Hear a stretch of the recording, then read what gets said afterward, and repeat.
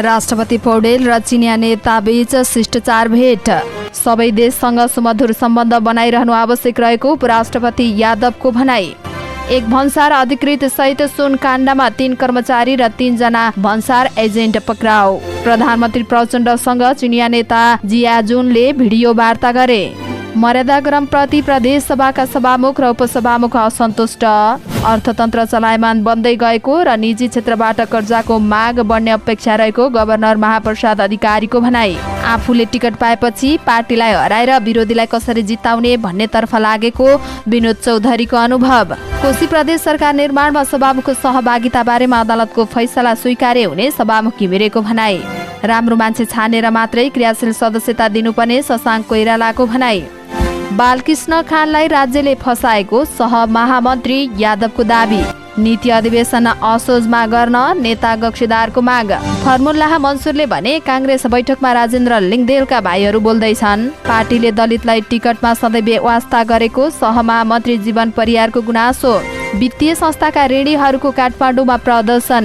विपिन कार्कीलाई शीर्ष भूमिकामा लिएर फिल्म तेल भिसा बन्ने। 30 वर्षपछि सरोज खनालले भेटे सान्नानी तर चिनेनन्। शेयर बजार र घर जग्गा कारोबारमा मौद्रिक नीति लचक। 50 लाखसम्मको जोखिम भार 100% झर्यो। आछाममा मलामी बोकेको ट्र्याक्टर दुर्घटना हुँदा 1 जनाको निधन, 23 जना घाइते। मेक्सिकोमा रक्सीले मातेका व्यक्तिले बारमा आगो लगाउँदा 11 जनाको ज्यान गयो। राष्ट्र बैंकद्वारा मौद्रिक नीति सार्वजनिक अर्थतन्त्र चलायमान बनाउन लचिलो तर सजग नीति आएको दाबी। नेताहरूलाई गाली गौलोज गरेर खुइल्याउने काम नगर्न काङ्ग्रेस प्रवक्ता महतको भनाई। चिनिया कम्युनिस्ट पार्टीको उच्चस्तरीय टोली काठमाडौँमा। प्रधानमन्त्री प्रचण्ड इटालीमा राजदूत सहितका अधिकारीद्वारा स्वागत।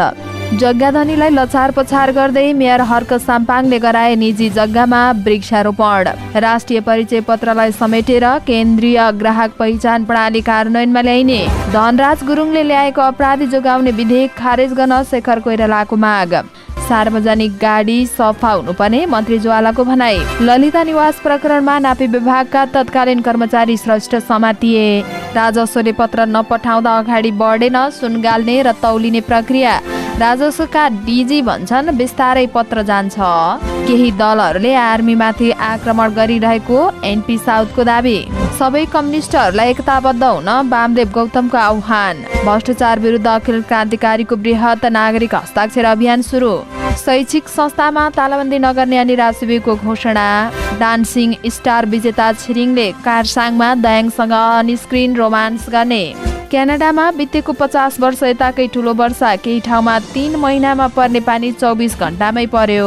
कास्की फुटबल संघको आन्तरिक किचलोले खेलाडी मारमा पाएनन् छनौटमा सहभागी हुन। र महिला विश्वकपको सुरुवाती अग्रता जोगाउन नसक्दा दक्षिण अफ्रिका स्विडेनसँग पराजित। नमस्कार, अनलाइन समाचारमा यहाँलाई हार्दिक स्वागत छ। म सावित्रा कोइराला। आज मिति 2080 साल साउन महिनाको 8 गते सोमबार। आज पनि हामी उपस्थित भइसकेका छौँ देशभरका के भए सम्पूर्ण जानकारी लिएर। हाम्रो भिडियोलाई अन्तिमसम्म हेर्नुहोला अनि कस्तो लाग्छ त्यस्तै सल्लाह सुझाव अनि प्रतिक्रिया तल कमेन्ट बक्समा कमेन्ट गर्न सक्नुहुनेछ। अब समाचार विस्तारमा। नेपाल भ्रमणमा रहेका चिनिया कम्युनिस्ट पार्टी पोलिट ब्युरो सदस्य युवान जियाजुनले राष्ट्रपति रामचन्द्र पौडेलसँग भेटवार्ता गरेका छन्। आइतबार अपराह्न भएको भेटमा दुई देशबीचको सम्बन्ध, आपसी हित र चासोका विषयमा छलफल भएको राष्ट्रपति कार्यालयले जनाएको छ। भेटमा राष्ट्रपति पौडेलले ऐतिहासिक कालदेखि नै नेपाल र चीन असल छिमेकी रहेको र यस प्रकारको उच्च तहको भ्रमणले दुई देशबीचको बहुआयामिक सम्बन्ध अझै सुदृढ हुने बताएको राष्ट्रपति कार्यालयका सहायक प्रवक्ता लीलाकान्त पौडेलले जानकारी दिनुभयो।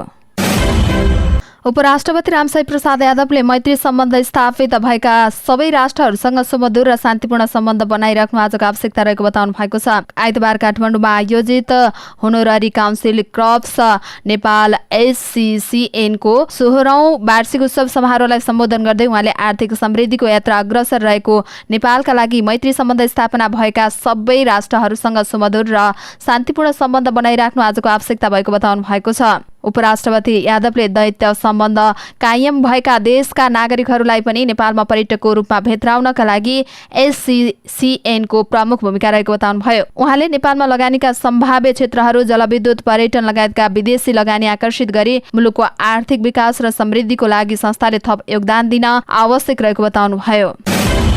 1 क्विन्टल सुन तस्करी प्रकरणमा त्रिभुवन विमानस्थल भन्सार कार्यालयका 3 जना कर्मचारी र 3 जना भन्सार एजेन्ट पक्राउ परेका छन्। राजस्व अनुसन्धान विभागको टोलीले आइतबार उनीहरूलाई पक्राउ गरेको हो। यो सँगै सुन तस्करी प्रकरणमा पक्राउ पर्नेको संख्या 16 जना पुगेको छ। आइतबार पक्राउ पर्नेमा भन्सार अधिकृत सन्तोष चन्द, खरिदार एवं जाचकी कुमार ढकाल र एक्सरे अपरेटर सर्वश्रेष्ठ रहेका छन्। यस्तै सुन भन्सार पास गराउन संलग्न रहेको आरोपमा भन्सार एजेन्ट यदेव शङ्कर पराजुली, सुदर्शन गौतम र रुक्मिना सुब्बा पनि पक्राउ परेका छन्। तस्करीको सुन जाँच पासमा संलग्न एक अधिकृत सहित 3 जना कर्मचारी र 3 जना भन्सार एजेन्ट पक्राउ गरी म्याथपको लागि पठाइएको छ। विभाग स्रोतले भन्यो तस्करीमा संलग्न अन्यको खोजी र अनुसन्धान जारी रहेको छ। यसअगाडि विभागले सुन तस्करीमा संलग्न 10 जनालाई नियन्त्रणमा लिइसकेको छ।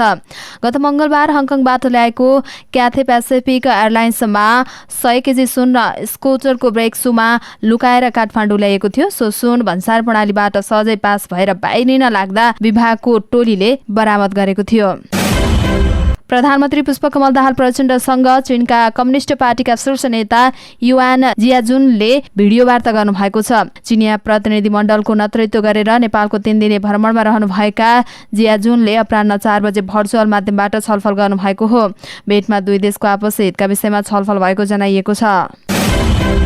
प्रदेश सभाका सभामुख र उपसभामुखहरूले नेपाल सरकारले तय गरेको मर्यादा क्रमप्रति असन्तुष्ट जनाएका छन्। सभामुख देवराज घिमिरेका अनुसार साउन 5 र 6 गते भएको संघीय संसद तथा प्रदेश सभाका सभामुख र उपसभामुखहरूको अनुभव आदान प्रदान तथा अन्तर्क्रिया कार्यक्रममा यो विषय उठेको हो। प्रदेश सभाका सभामुख र उपसभामुखले मर्यादा क्रमको विषय उठाएपछि उक्त कार्यक्रमले यस विषयमा सरकारको ध्यानकर्षण गर्ने निर्णय गरेको छ। संघीय शासन प्रणालीको भावना अनुकूल प्रदेश सरकारका सभाका सभामुख र उपसभामुखको मर्यादा क्रममा पुनर्विचार गर्न सरकारको ध्यानकर्षण गराउने सभामुख र उपसभामुखको कार्यक्रमको निष्कर्ष रहेको छ। नेपालको मर्यादा क्रम अनुसार प्रदेश सभाका सभामुख 9 नम्बरमा रहेका छन्। प्रदेश सभाका उपसभामुख 10औं नम्बरमा छन्। प्रतिनिधि सभाका सभामुख घिमिरे अहिले भइरहेको मर्यादाको बारेमा भने केही प्रश्न उठेको बताउनुहुन्छ।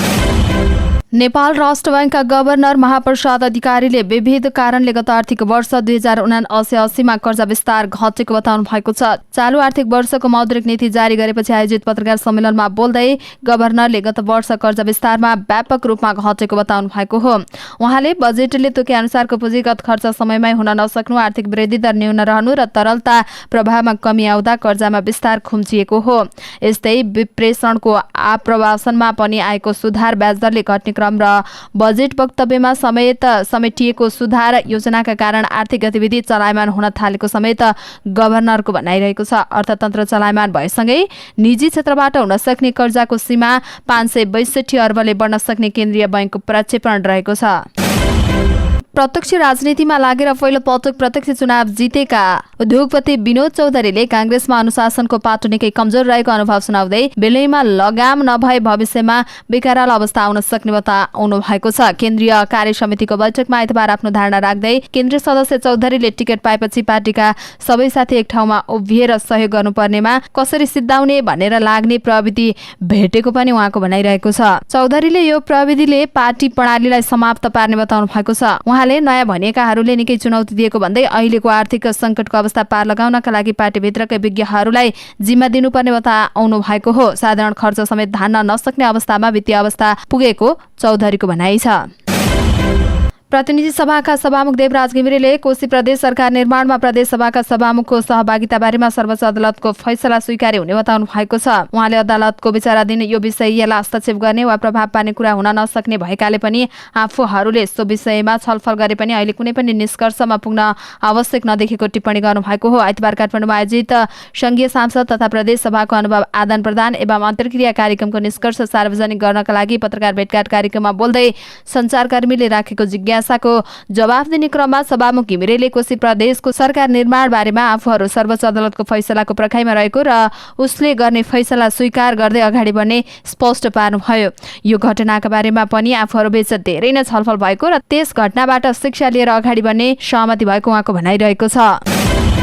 नेपाली कांग्रेसका नेता डाक्टर शशाङ्क कोइरालाले राम्रो मान्छे छानेर मात्रै क्रियाशील सदस्यता दिनुपर्ने बताउनु भएको छ। आइतबार पार्टीको केन्द्रीय समितिको बैठकमा नेता कोइरालाले क्रियाशील सदस्यता बढाएर मात्रै पार्टी संगठित नहुने धारणा राख्नु भएको हो। उहाँले कांग्रेसको नीति ठिक छ भनेर मनैदेखि नलागेसम्म पनि क्रियाशील सदस्यता बढाउन नहुने बताउनुभयो। केन्द्रीय नेताहरूले टिकट वितरण नगरेर स्थानीय समितिलाई जिम्मेवारी दिनुपर्ने उहाँको भनाइ छ। उहाँले भन्नुभयो, हामीले कस्तो किसिमको क्रियाशील सदस्यता दिँदैछौँ, क्रियाशील सदस्यता बढाएर मात्रै पार्टी संगठित हुँदैन, राम्रो मान्छे चुनेर मात्रै गरौं। कांग्रेस केन्द्रीय समितिले पनि अब विकेन्द्रीकरण गर्नु पर्यो। सबैभन्दा महत्त्वपूर्ण जिल्ला सभापतिहरू भन्दा पनि वडाध्यक्षहरू हुन्। हामीले केन्द्रमा बसेर फलानालाई टिकट दिनु पर्यो भन्छौं, वस्तुस्थिति हामीलाई थाहा हुँदैन। त्यहाँको को व्यक्ति उपयुक्त छ, कसले समाजमा प्रतिष्ठा बोकेको छ, कसले एउटा दिशा दिन सक्छ, केन्द्रमा बसेर निर्णय गर्ने कुरा ठिक भएन। नेता कोइरालाले पार्टीले आउँदो 20 वर्षका लागि आफ्नो बाटो तय गर्नुपर्ने बताउनुभयो।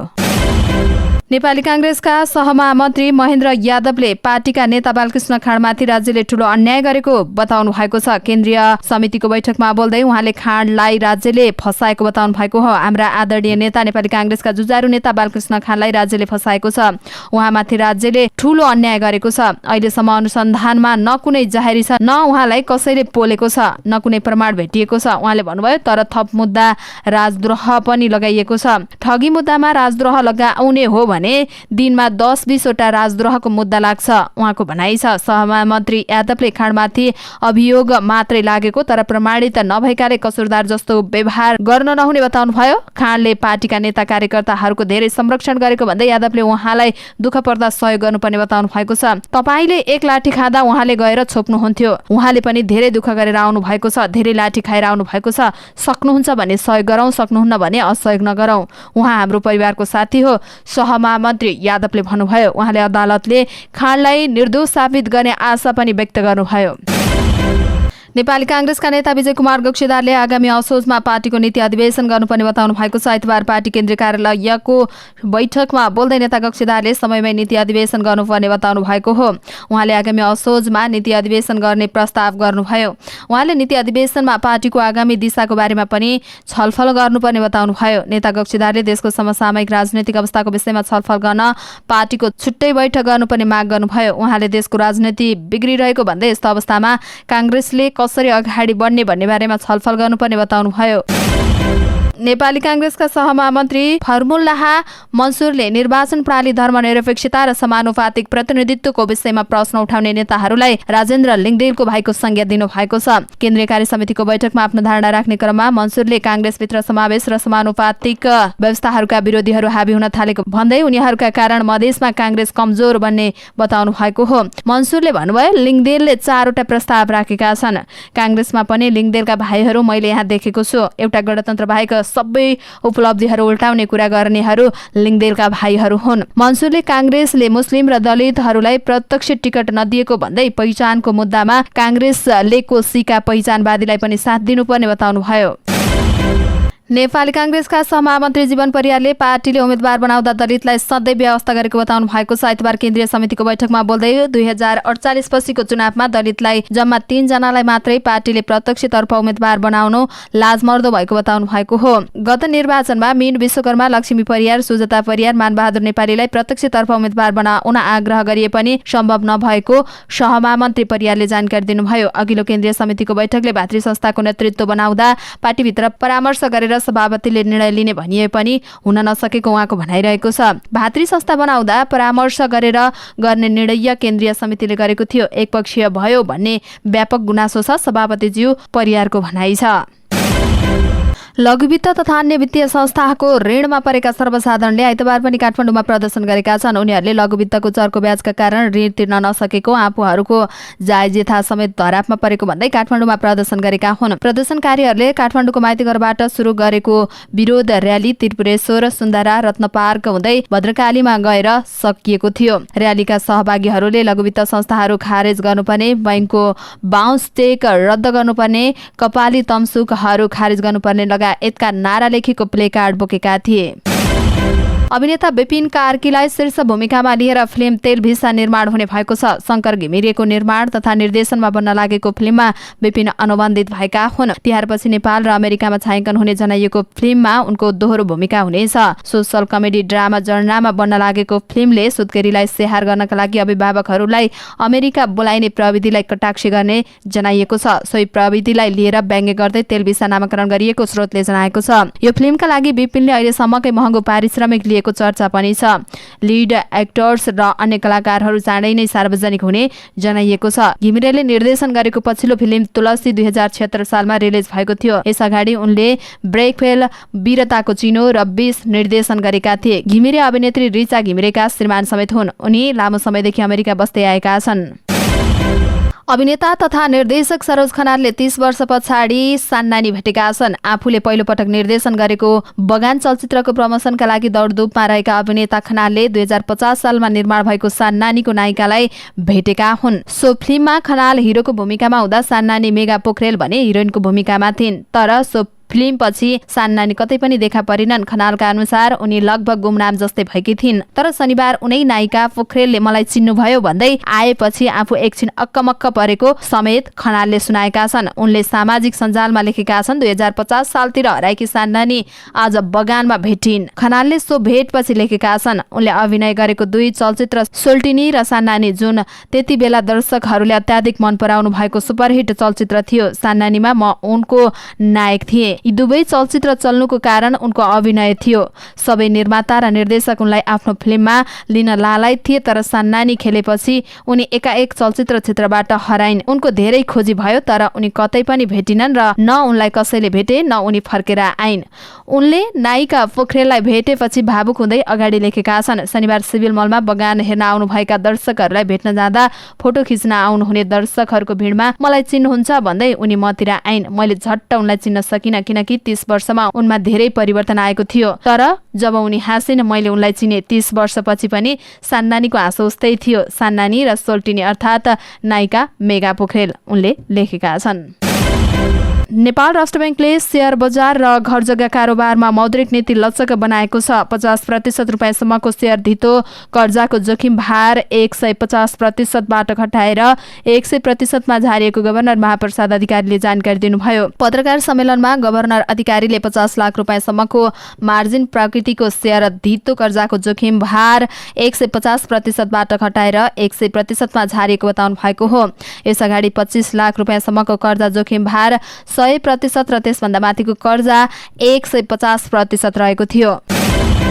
अछाममा दाह संस्कारको लागि शव र मलामी बोकेको ट्र्याक्टर दुर्घटना भएको छ। जिल्लाको पञ्चदेवल नगरपालिका 4 कालिका स्थान भन्ने ठाउँमा दुर्घटना भएको र त्यहाँ एकजनाको निधन भएको छ। पञ्चदेवल नगरपालिका 4 कै 60 वर्षका जहरी कामीको शव लिएर घाटतर्फ जाँदै गर्दा भे 1 त 6756 नम्बरको ट्र्याक्टर दुर्घटना भएको हो। दुर्घटनामा परि सोही ठाउँका 22 वर्षका ब्रेक बेकाको घटनास्थलमै ज्यान गएको सुदूरपश्चिम प्रदेश ट्राफिक प्रहरी कार्यालय अतरियाले जनाएको छ। ट्र्याक्टर दुर्घटनामा परि 23 जना घाइते भएका छन्। 23 मध्ये 4 को अवस्था गम्भीर रहेको र 19 जनाको अवस्था सामान्य रहेको सुदूरपश्चिम प्रदेश ट्राफिक प्रहरी कार्यालयले जनाएको छ।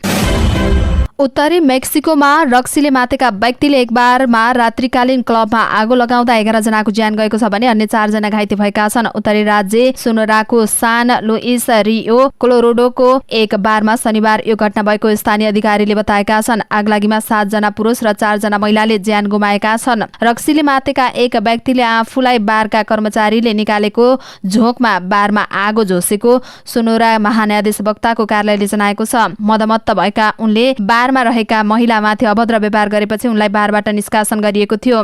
सान लुइस रियो कोलोराडोका मेयर सान्तोस गोन्जालेजले एस्कासले आक्रमणलाई दुःखद घटना भएको बताउनु भएको छ।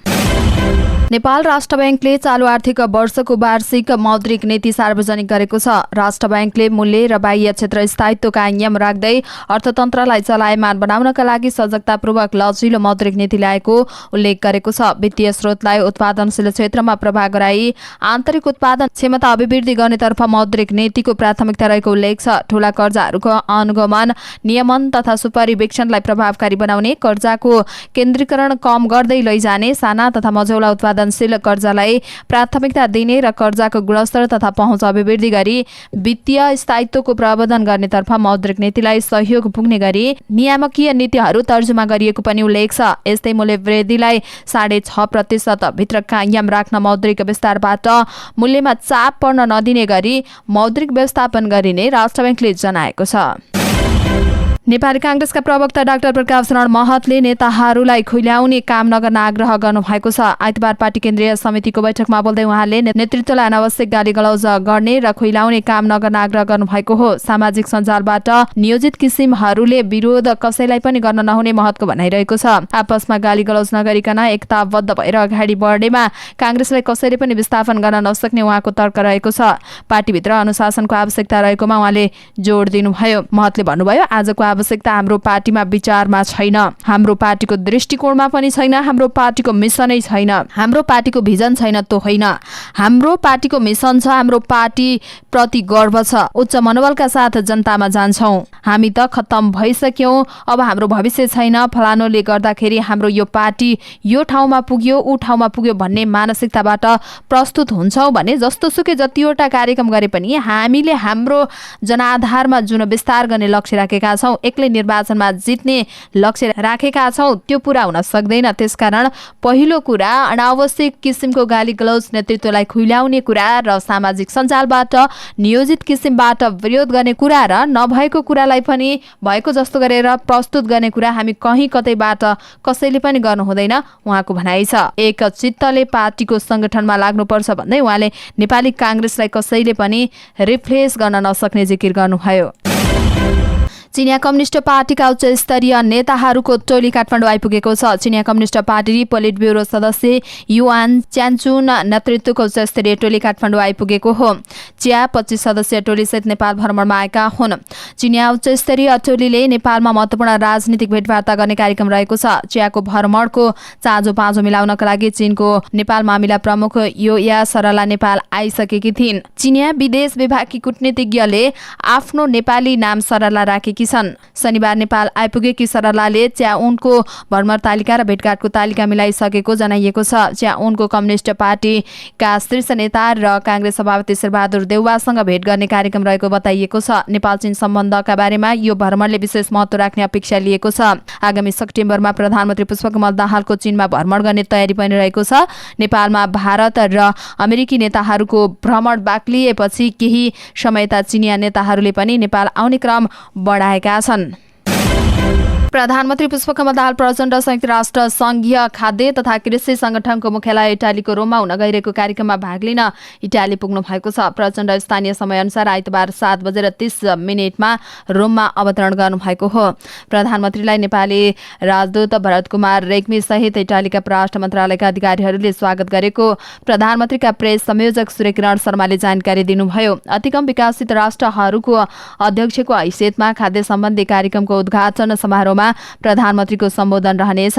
हालै नेपालले 5 वर्षका लागि अधिकतम विकसित राष्ट्रहरूको ग्लोबल कोर्डिनेसन ब्युरोको अध्यक्षता ग्रहण गरिरहेको छ। प्रधानमन्त्री साउन 12 गते नेपाल फर्कने कार्यक्रम तय भएको छ। धरानका मेयर हर्क साम्पाङले सर्दु जलाधार क्षेत्रको जग्गा भन्दै व्यक्तिले भोग चलन गरिरहेको जग्गामा वृक्षारोपण गरेका छन्। उनको हिजो जग्गा धनीलाई प्रहरीले लछारपछार गर्दै वृक्षारोपण गरिएको भिडियो सामाजिक सञ्जालमा भाइरल भएको छ। मेयर साम्पाङले वृक्षारोपण गरेको जग्गा धरान 4 छोटी मोरङ भन्ने स्थानमा पर्छ। जग्गाको भोग चलन भने स्थानीय रोशन अधिकारीले गरिरहेका छन्। उनको नाममा जग्गा धनी पूर्जा समेत छ। अधिकारी पर्यटन व्यवसायी हुन्। उनले सो जग्गाबाट प्याराग्लाइडिङ उडान गराउने गरेका छन्। अधिकारीले त्यहाँ पक्की घर समेत बनाएका छन्। हिजो अचानक साम्पाङ नगर प्रहरी सहित हजारौं जनसमूह लिएर त्यहाँ वृक्षारोपणका लागि पुगेपछि जग्गा धनीले अवरोध गर्न खोजेका थिए। उनलाई नगर प्रहरीले लछारपछार गरेका हुन्। निजी जग्गामा जबरजस्ती वृक्षारोपण गरेपछि मेयर साम्पाङले सामाजिक सञ्जालमा आफ्नै शैलीमा ध्वास दिँदै लेखेका छन्, बिरुवा रोपेको उखेलिए डोजर चल्नेछ, अनेक पारीको मुद्दा लाग्नेछ र पुरै पब्लिक उठाएर माफिया विरुद्ध जाइ लाग्छौं, चुप लागेर बस है। त्यसपछि पनि उनले अर्को स्टाटस लेखेका छन्, चुपो लागेर बस अन्यथा अझै निर्मम कदम चाल्नेछु। देश र जनताको लागि सत्य र न्याय तथा समानता भन्दा अरु मैले केही सोचेको छैन, जय देश, उनले लेखेका छन्। धरान महानगरपालिकाका पूर्व वडाध्यक्ष समेत रहेका अधिकारीको नाममा रहेको र भोगचलन गरिरहेको जग्गाका विषयमा परेको मुद्दा सर्वोच्च अदालतमा विचाराधीन रहेको छ। राष्ट्रिय परिचय पत्रलाई समेटेर केन्द्रीय ग्राहक पहिचान प्रणाली कार्यान्वयनमा ल्याइने भएको छ। यसका लागि सम्बन्धित निकायसँग आवश्यक समन्वय गर्ने नेपाल राष्ट्र बैंकले जनाएको छ। मौद्रिक नीति मार्फत राष्ट्र बैंकले राष्ट्रिय परिचय पत्रलाई समेत केन्द्रीय ग्राहक पहिचान प्रणालीमा आबद्ध हुने गरी केन्द्रीय ग्राहक पहिचान प्रणालीको निर्माण तथा कार्यान्वयनमा समन्वय गर्न लागेको जनाएको छ। बैंक तथा वित्तीय संस्था तथा अन्य भुक्तानी सम्बन्धी कार्य गर्नका लागि अनुमति प्राप्त संस्थाबीच ग्राहकहरूको सूचना आदान प्रदान गर्न र कामकाजलाई सहज बनाउन तथा राष्ट्रिय परिचय पत्रलाई समेट्ने केन्द्रीय ग्राहक पहिचान प्रणालीमा जान लागि राष्ट्र बैंकको भनाइ छ। नेपाली कांग्रेसका नेता डाक्टर शेखर कोइरालाले नीतिगत रूपमा नै कानून बनाएर दण्डहीनतालाई प्रश्रय दिने काम कांग्रेसकै मन्त्रीबाट भएको भन्दै केही नेपाल ऐन संशोधन गर्ने विधेयक तत्काल खारेज गर्न माग गर्नु भएको छ। केन्द्रीय समितिको बैठकमा आफ्नो धारणा राख्दै कोइरालाले राजनैतिक दल वा समूहका नाममा जस्तो सुकै अपराधीलाई पनि अनुमति दिने कुरा कांग्रेसको मूल्य मान्यता विपरीत भएको बताउनु भयो। कोइरालाले भन्नुभयो, नीतिगत रूपमा नै कानून बनाएर दण्डहीनतालाई प्रश्रय गर्न लागेका छौं। यो विधेयक तत्काल खारेज गर्नुपर्छ। यो विधेयक संसदबाट पारित भयो भने दण्डहीनताले संस्थागत रूप लिनेछ। कांग्रेस उपसभापति रहेका धनराज गुरुङले उक्त विधेयक पेश गर्नुभएको हो। डाक्टर कोइरालाले गठबन्धनभित्र नै गठबन्धन बनाउने प्रयास भइरहेको भन्दै समाजवादी मोर्चा कसको लागि बनेको हो भनेर प्रश्न गर्नुभयो। यसबारेमा कांग्रेसमा छलफल गर्न जरुरी रहेको पनि उहाँको भनाइ छ। भौतिक पूर्वाधार तथा यातायात मन्त्री प्रकाश ज्वालाले आम नागरिकहरूले प्रयोग गर्ने सार्वजनिक गाडीका साधन सफा र व्यवस्थित हुनुपर्ने बताउनु भएको छ। यातायात व्यवस्था विभाग मन्त्रालय र सार्वजनिक यातायात केन्द्रीय महासंघ नेपालले आयोजना गरेको सार्वजनिक यातायातका कर्मचारीलाई पोषक तथा परिचय पत्र वितरण र सरसफाई अभियानको उद्घाटन कार्यक्रममा मन्त्री ज्वालाले सरसफाईका साथै सार्वजनिक गाडीमा काम गर्ने चालक तथा सहचालकहरूको बोली र व्यवहारबाट पनि परिवर्तन हुनुपर्ने बताउनु भयो। उहाँले भन्नुभयो, सार्वजनिक गाडी आम नागरिकहरूका समाधान हुन्। आम नागरिकहरूले प्रयोग गर्ने गाडी सफा र सुग्घर हुनुपर्छ। त्यसैगरी ती गाडीमा सेवा दिने कर्मचारीहरूको बोली पनि र व्यवहारमा पनि परिवर्तन आउनुपर्छ। मन्त्री ज्वालाले सार्वजनिक गाडीमा काम गर्ने चालक सहचालक तथा कर्मचारीहरू अनुशासित हुनुपर्ने र उनीहरूको पहिचान खुल्ने गरी अनिवार्य रूपमा पोषक तथा परिचय पत्र लगाउनु पर्ने सुझाव दिनुभयो। यस्तै मन्त्री ज्वालाले सरसफाई आम मानिसहरूका लागि अति आवश्यक भएकाले पनि सबैले सरसफाईमा ध्यान दिनुपर्नेमा जोड दिनुभयो। बालुवाटार स्थित ललिता निवास क्याम्प भित्रको जग्गा सरकारी जग्गा हिनामिना प्रकरणमा थप 1 जनालाई प्रहरीले पक्राउ गरेको छ। नापी विभागका तत्कालीन कर्मचारी अरुण कुमार श्रेष्ठलाई पक्राउ गरिएको केन्द्रीय अनुसन्धान ब्युरोका एसएसपी दिनेश आचार्यले जानकारी दिनुभएको हो। श्रेष्ठले सरकारी जग्गामा मोही जनाएर जग्गा मोहीको नाममा लैजान भूमिका खेलेको ब्युरोको अनुसन्धानबाट खुलेको छ। यससँगै ललिता निवास प्रकरणमा पक्राउ पर्नेको संख्या अहिलेसम्म 19 जना पुगेको छ। अदालतको अन्तरिम आदेशले छुटेकाहरूलाई पनि सर्वोच्च अदालतले शुक्रबार गरेको आदेशले पक्राउ गर्न बाटो खुलेको छ।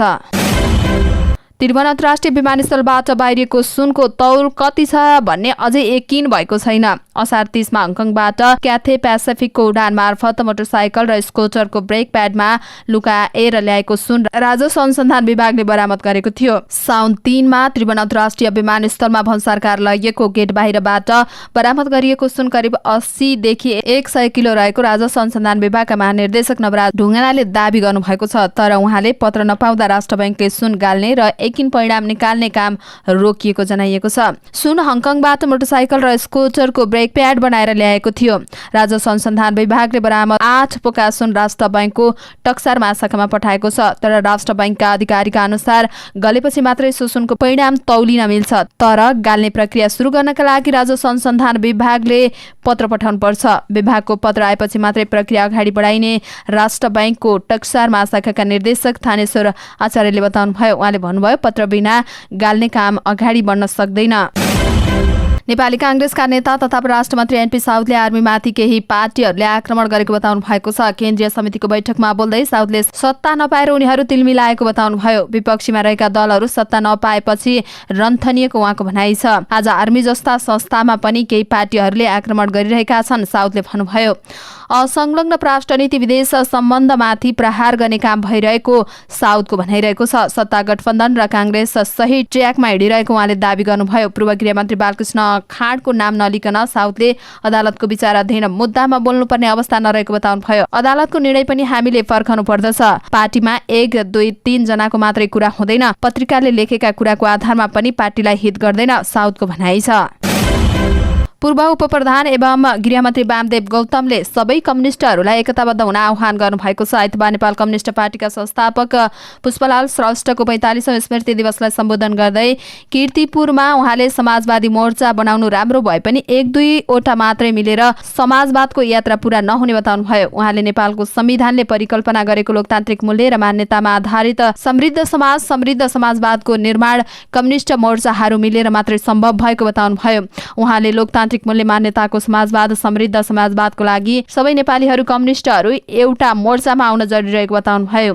उहाँले समाजवादी मोर्चामा 2-3 मात्रै नभइकन नेकपा एमाले मोहन वैद्य लगायतका अन्य छरिएर रहेका कम्युनिस्टहरू पनि एक हुनुपर्ने बताउनुभयो। नेता गौतमले पुष्पलालले देखाउनु भएको सपना साकार पार्नका लागि कम्युनिस्ट पार्टीहरू एक भएर शक्ति आर्जन गर्नुपर्ने बताउनुभयो। सत्तारूढ दल नेकपा माओवादी केन्द्र निकट विद्यार्थी संगठन नेरासु क्रान्तिकारीले भ्रष्टाचार विरुद्ध बृहत नागरिक हस्ताक्षर अभियान सुरु गरेको छ। माइतीघरमा आइतबार संगठनका अध्यक्ष पञ्चाल सिंहको नेतृत्वमा हस्ताक्षर गरी अभियानको सुरुवात गरिएको हो। सुशासन प्रचण्ड सरकारको सरोकार भ्रष्टाचार विरुद्ध नागरिक हस्ताक्षर भन्ने नारा सहित भ्रष्टाचार विरुद्धको हस्ताक्षर अभियान सुरु गरिएको हो।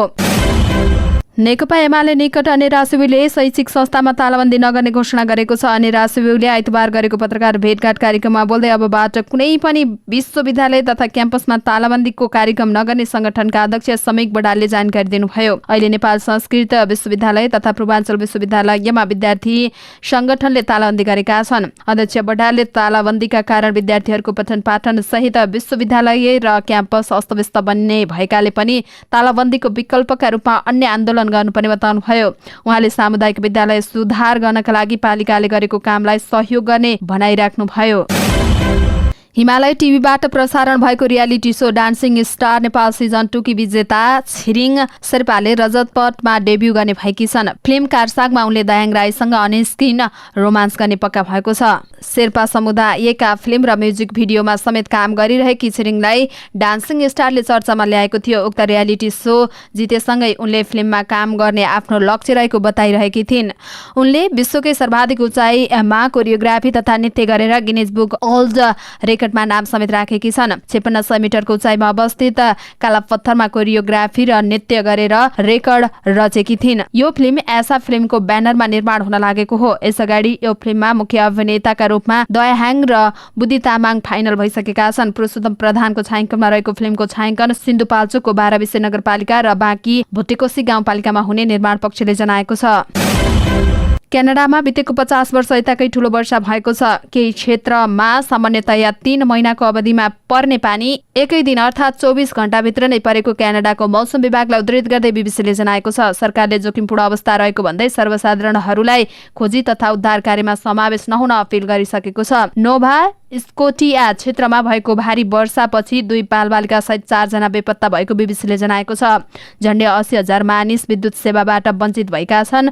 यस वर्ष भारी वर्षा औसत तापक्रम समुद्रको तापमापन लगायतका मौसमजन्य गतिविधिहरूमा एकैपटक नयाँ कीर्तिमानीहरू बन्न थालेका छन्। यो विश्वकै लागि चुनौतीको विषय भएको वैज्ञानिकहरूको भनाइ छ। भुटानमा आउँदो भदौ 15 गतेबाट हुने साफ अन्डर 16 च्याम्पियनसिपको छनौट अन्तर्गत गण्डकी प्रदेश स्तरीय छनौट कार्यक्रम पोखरा रङ्गशालामा आइतबार र सोमबारको लागि तोकिएको थियो। प्रदेश स्तरीय छनौट प्रतियोगितामा सहभागीका लागि टिम पठाउन प्रदेश फुटबल संघले साउन 2 गते जिल्ला फुटबल संघ रहेका 8 जिल्लालाई पत्रचार पनि गरेको थियो। सही बमोजिम 7वटा जिल्ला फुटबल संघले आफ्नो टिममा प्रदेश स्तरीय छनौटमा सहभागी बनाए। कास्कीले भने प्रदेश स्तरीय छनौट बहिष्कार गर्यो। जिल्ला फुटबल संघले आफू मातहतका खेलाडीहरूलाई प्रदेश स्तरीय छनौट कार्यक्रममा सहभागी बनाए। जिल्ला फुटबल संघ कास्कीका अध्यक्ष उज्जवल रञ्जितले आफूहरूसँग प्रदेश फुटबल संघले समन्वय नगरेकाले छनौटमा सहभागी नभएको बताए। खेलाडी सहभागिताका लागि पत्र आए पनि समन्वयका लागि कुनै पत्र आएको छैन। उनले भने प्रदेशले हामीलाई समन्वय गरेन, न त उसले हामीलाई कुनै खबर नै गर्यो। यति ठूलो कार्यक्रमका लागि कास्की फुटबल संघसँग समन्वय नगरेका कारण हामी यो सहभागितामा जान्नौ, उनको भनाइ छ। कास्कीले छुट्टै छनौट प्रतियोगिता गरी 22 जना खेलाडी सोझै केन्द्रीय स्तरको छनौटमा पठाउने निर्णय गरेको अध्यक्ष रञ्जितले जानकारी दिएका छन्। फिफा महिला विश्वकप फुटबल 2023 मा स्विडेनले दक्षिण अफ्रिकालाई हराएको छ। आइतबार न्युजिल्यान्डको बेलिगटन रिजनल स्टेडियममा भएको खेलमा स्विडेनले दक्षिण अफ्रिकालाई 2-1 गोलले हराएको हो। दक्षिण अफ्रिकाले पहिलो हाफको सुरुवातमा अग्रता लिए पनि त्यसलाई जोगाउन सकेन। दक्षिण अफ्रिकाका लागि खेलको 48औं मिनेटमा हिलाद मगियाले गोल गरेकी हुन्। स्विडेनका लागि खेलको 65औं मिनेटमा फ्रिडोलिनो रोल्फो र 90औं मिनेटमा अमन्दा स्टेडले गोल गरेकी हुन्। यो जितसँगै समूह जीमा रहेको स्विडेनले 3 अङ्क जोडेको छ।